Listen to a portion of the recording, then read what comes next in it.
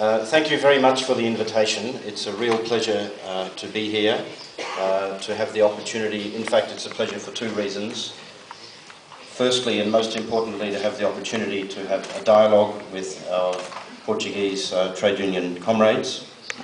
And secondly, because it's such a nice day in Lisbon, and Brussels this morning was not a very nice place. So I've already sent a text message to my wife saying, bring the children, we're going to stay in Portugal, and join your actions. What I'd like to do is to talk about the work that the ITUC is doing, a few introductory words about the ITUC itself, but to talk about the work that we're doing today and in the next months and years in the face of this crisis and all of the aspects of the crisis in its large entirety. I come from the Australian trade union movement. I grew up in the trade union movement in Australia, and I've been working at the international level now for 23 years. And every day is more interesting and more challenging. ITUC, many of you will know a bit about us already. 176 million workers around the world, 151 countries and territories, just over 300 national affiliates. A new General Secretary, Sharon Burrow, and I'm very pleased that she's our General Secretary, again for two reasons. One, she's the first woman we've had in this position in history, and secondly, she's also an Australian, so I allow myself a small amount of national pride as well today.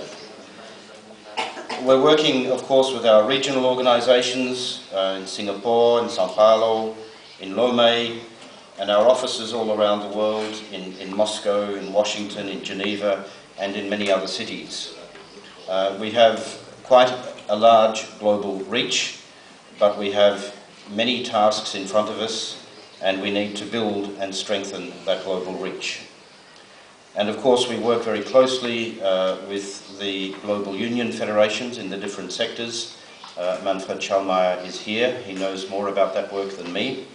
And at the OECD, we work with an organisation called TUAC, which is the trade union think tank at the OECD, where a lot of our research and support work is done. I'll go straight on to the second slide on the PowerPoint there, and I want to talk about the mandate that was adopted at our Congress in June of this year in Vancouver, in Canada. Like any good trade union Congress, we adopted a lot of policies. Some of them we have 20 action points, and we made many commitments to action. And we're now in the process of putting all of those commitments into implementation. We also adopted what we call the main resolution at the Vancouver Congress, and that resolution summarises in a more precise form all of the priority commitments that we have. And the 7 principal objectives of that main resolution are listed there in English. Decent work for everybody in the world, justice and equity in the labour market, quality public services, education and health for everybody, regulation of finance, a sustainable low-carbon future, a new model of global development, and that very important question of governance at the global level of globalisation. There is a component in that resolution which is more of an action component, and that part talks about international solidarity, about mobilisation, about bringing the national and the international trade union work into a complete synergy, and to make sure that the international work is purely an extension of the national work of trade unions, and that the international activities are deeply embedded in the work that we do at national level. These are not two separate spheres. Capital is fully globalised.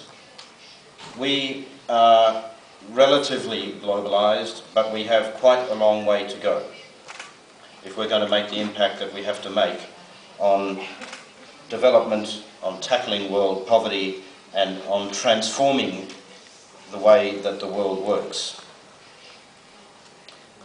So I want to go into some specific areas of work, starting with the next slide, please. And these are the priority areas of ITUC action now and into the coming years. Of course, the big priority now is the global economic crisis. And I want to talk about how we are confronting the power centres of the world around the topics and the themes of that crisis. Yes, how it was caused, but yes, as Antonio has already said, how we're going to move out of it and how the trade union movement is going to mobilise and play its role to ensure that we have a different kind of world coming out of this crisis, and that a better one and not a worse one. The real power at the moment is vested in the G20 countries. They're the people who pull the levers of the global economy, and we are doing a lot of work in trying to influence the direction of the G20.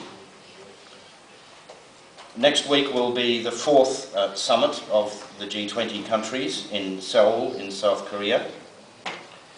The first summit in London and the second summit in Pittsburgh, some of the conclusions out of those meetings were not too bad. They talked about employment, they talked about equity, they even, I think, talked about working people in one of the declarations. They talked about climate change, and they talked about financial regulation.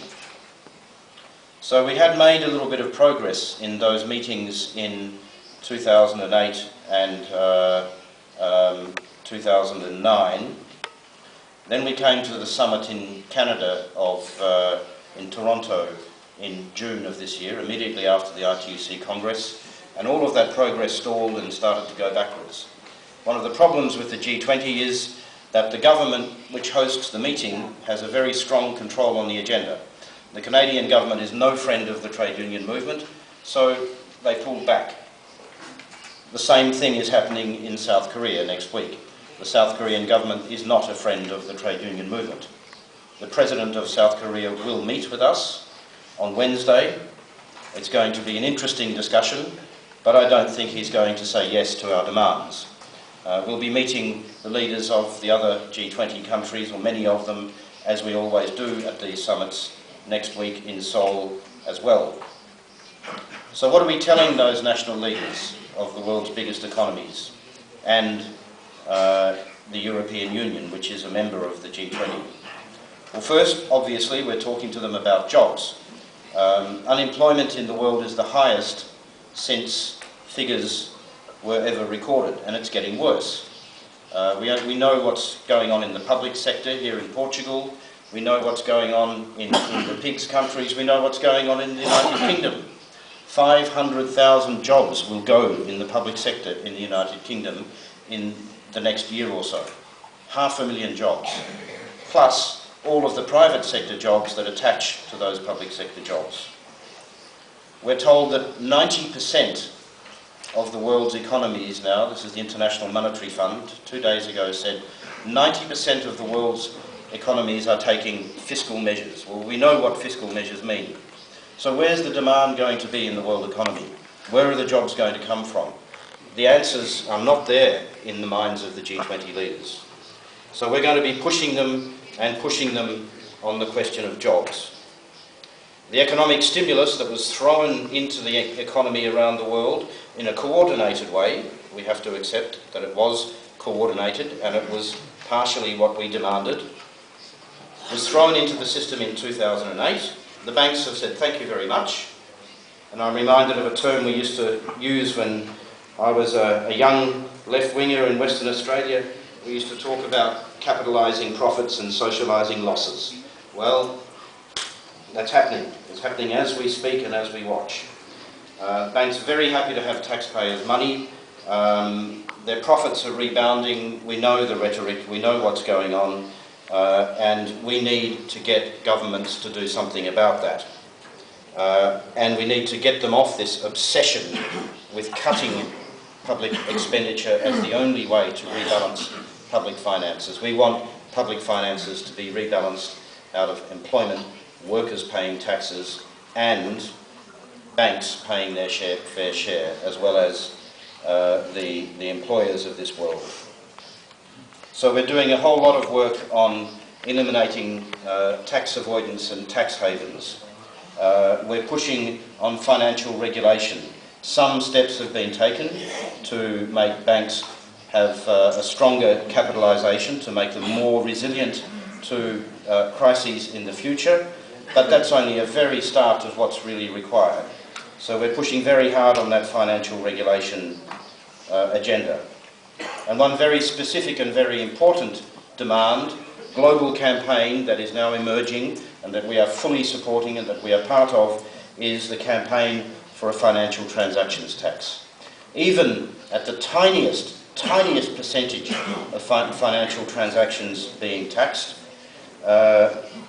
hundreds of billions of dollars would be released into the global economy for employment, for dealing with deficits, and for tackling climate change. And I want to come back to that climate change question in a moment, because if you think this is a bad crisis, wait until climate change hits our children. So we're fighting on jobs, we're fighting on the question of financial regulation. We're also trying to convince the G20 countries that they have to meet the promises that they've made on international development. People in the OECD countries are hurting, but they're not hurting as badly as people in the developing world. And we see countries like Italy, I think last year, stopped development aid. They simply stopped paying development assistance. There are real tragic consequences of that for our sisters and brothers in the developing world, and the G20 countries, in our view, have to come to implement the obligations that they themselves have undertaken. In connection with that development agenda, I just want to mention a third crisis which is emerging again, and that's the crisis in food. In 2007, we'll recall, just before the global financial crisis, people were going starving around the world because food was too expensive. If you look behind the figures now, price of food is going up and people are finding it more and more difficult to eat, particularly in the developing world. And much as the government of Ireland may congratulate itself on offering free cheese to its people, as they've done this week, that's not the solution to the global economic crisis, and it's not the solution to the world food crisis either. So one of the things in our financial reform package is to stop these gigantic, powerful multinational companies having speculation, financial speculation, on the very food that the world depends on to survive. So G20 is the big focus. We'll be there in Seoul next week, and we'll be putting our case once again to the governments. We'll be working with our allies in civil society in Seoul. We'll be trying to get our message into the media, but the media are always happier to listen to the employers and the banks than they are to trade unions. We're used to that, but we'll be doing our best. These agendas we're also pursuing at the United Nations.